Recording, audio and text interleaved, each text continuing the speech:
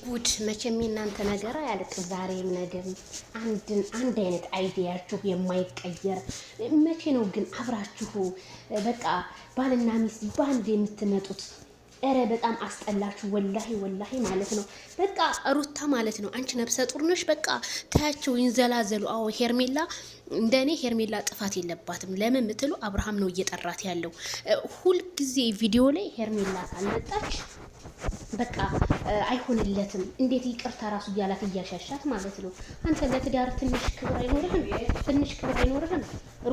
ሩታ እውነት እንደኔ ማለት ነው እንደኔ የሆነ ራቅ ያለ እርምጃ መውሰድ ያለብሽ። ራቅ ያለ በቃ እንዴ ቁርጥ ያለ እርምጃ። እንደው ለኦዲየንስ እንኳን ክብር የላችሁም። እኔማ እናንተ ክብረ ቢሶች ማለት ነው። ዛሬ ጌሙን ካልተናገራችሁ መታችሁ ጌሙን ካልተጫወታችሁ እኔ ራሴ ነኝ የምናገራችሁ ማለት ነው። እንዴ በጣም አባሱት። እኛ ባንዱ ስንላችሁ ባንዱ ይመጣሉ።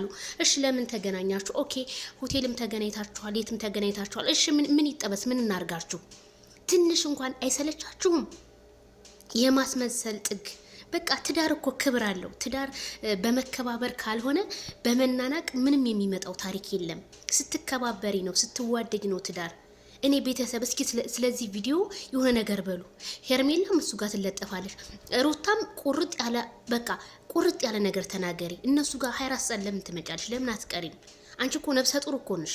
ዛሬ ነገ ወለድሽ እየተባልሽ የምንጠባበቅሽ በጣም ጀግናታችን ነሽ። እኔ እውነት ምን እንደምል አላውቅም።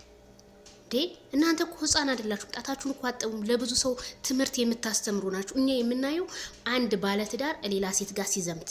አብርሃም አንተ ትንሽ ቆም ብለህ አታስብም? አይምሮ የለህም? አንደርስታንድ አታረግም? አረ እውነት የዝሙት መጨረሻ